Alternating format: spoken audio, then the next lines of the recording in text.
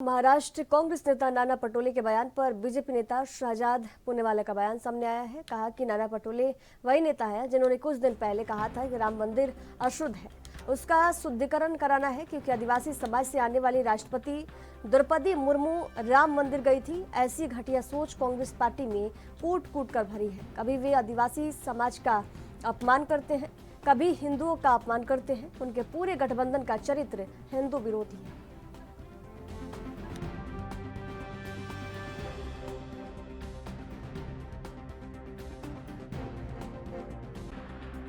एक ओर तो है विकास और संतुष्टिकरण के मॉडल वाली भाजपा, और दूसरी ओर देश में तुष्टिकरण, भ्रष्टाचार और परिवार की जनक ये कांग्रेसी और इंडी गठबंधन के लोग हैं। कांग्रेस घमंडिया गैंग झूठ और भ्रम फैलाकर फिर से सत्ता हासिल करना चाहते हैं।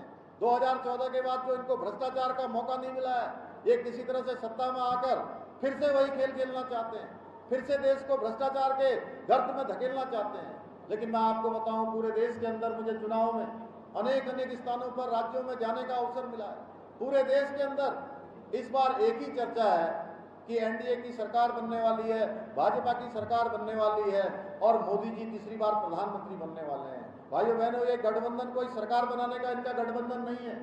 ये गठबंधन केवल लोगों को भ्रम में डालने का गठबंधन है। ये गठबंधन ठगबंधन है और ये गठबंधन अपनी पार्टियों के अस्तित्व को और अपने परिवारों को बचाने का गठबंधन है, अपने भ्रष्टाचार को छुपाने का गठबंधन है।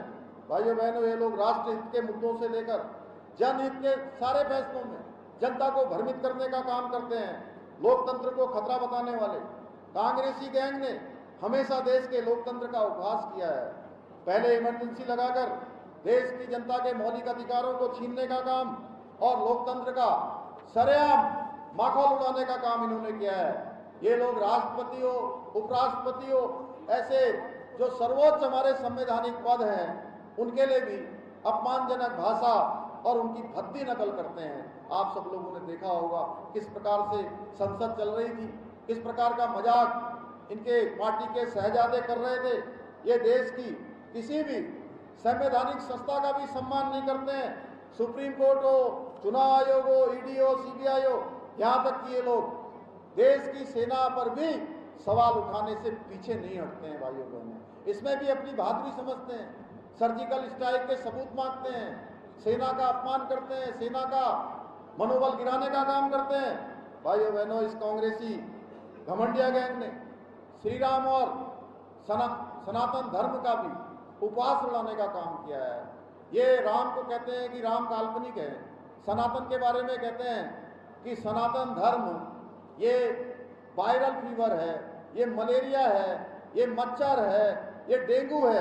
इस प्रकार की भाषा का इस्तेमाल करते हैं। इन्होंने भगवान राम को काल्पनिक बताते हुए अयोध्या में श्री राम मंदिर बनने का भी हर प्रकार से विरोध किया था। अब जब श्री राम का मंदिर बन गया, आज भी उसमें ये मीन मेघ निकालने से पीछे नहीं हटते हैं। कोई न कोई बात जरूर करते हैं जिनसे लगता है कि ये राम मंदिर के कभी पक्षधर नहीं थे। भाइयों बहनों, तुष्टिकरण के फेर में ये लोग रामचरित जैसे पवित्र ग्रंथ को जलाने तक की भी बात सरेआम कह देते हैं। भाइयों बहनों, सत्ता हासिल करने के लिए कांग्रेस ने ये गठबंधन नहीं किया है, ये ठगबंधन